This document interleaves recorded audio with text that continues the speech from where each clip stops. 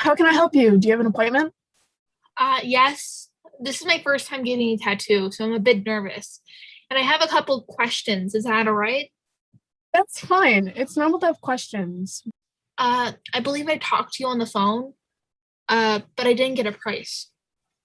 Yeah. So what's the name under? Elizabeth? Okay, so the price is going to depend on the size, the design, the style, who your artist is, and the placement. Okay, well,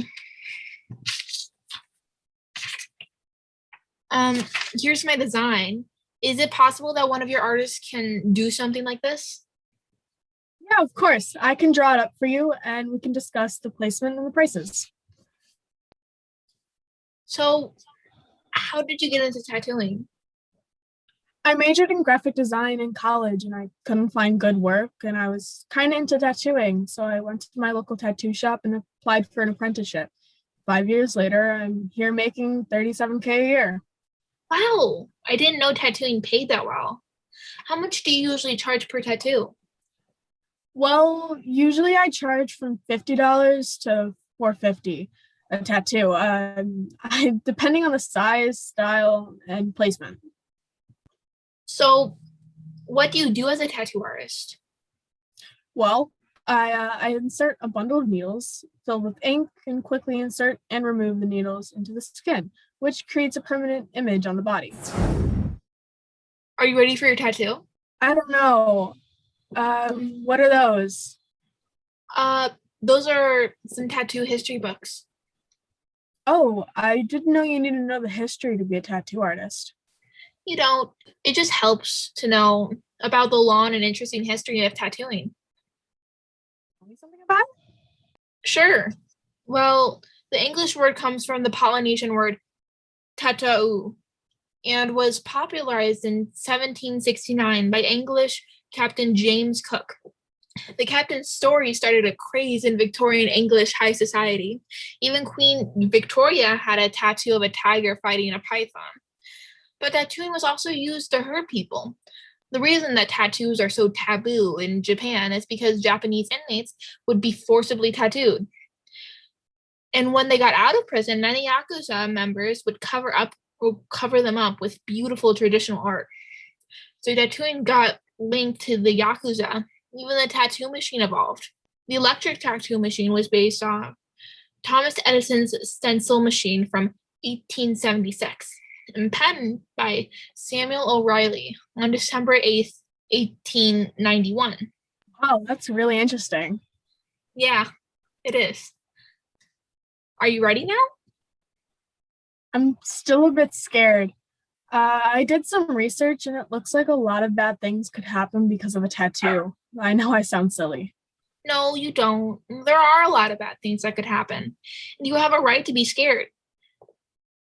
The tattoo could get infected or could cause other health risks, like you being allergic to the ink, getting hepatitis, MRI complications, and tattoos could be linked to skin cancer. Thanks for the vote of confidence. Yeah, but all forms of cosmetics have their risks. But infection, the most common of the risks in tattooing, can be prevented easily. And you should always do research about the artist before getting a tattoo. To make sure you are not allergic, you should always start your tattoo journey small. But at the end of the day, it is your choice. If you want or don't want to get a tattoo, it should not be mine or anyone else's job to choose for you if you're overage. Okay, I think I'm ready for the tattoo.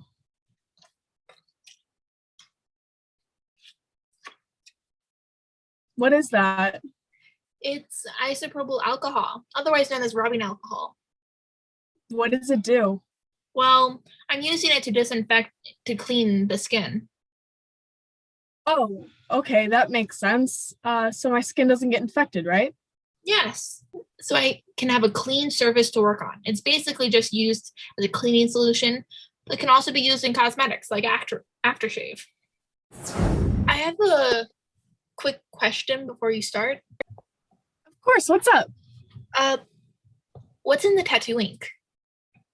Well, Tattoo inks are made up from iron oxides, metal salts, plastics, dyes, and benzisothiazolinone.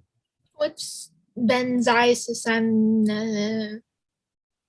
It's a preservative in tattoo inks. It helps it not dry out and keeps it safe to use after being put away. Okay, so it is used in anything else? Yeah, of course. It's used in things like soaps, lotions, film, and laundry detergent. Okay, so it just makes it last longer. Kind of. It's also used as an antiseptic. What does antiseptic mean? It just makes sure that disease-causing microorganisms can't grow. Well, that's good. All right. All the questions out of the way. Are we good to go? Yes, I'm ready. Okay, everything looks good. I'm gonna give you a small container of rubbing alcohol and just use some cotton or tissue to clean the surface of your tattoo every couple hours for 3 days, switching between washing and alcohol. Okay. Is there any way I should store this? Just keep it in the original container tightly closed and in a well-ventilated space at room temperature. Keep it away from heat sources and flame. Don't put it near your eyes because the vapor can cause serious illness like dizziness, nausea, and fakeness. Okay. Thank you so much. Of course, enjoy your tattoo. Have a great day. This is a 3D model of isopropyl alcohol.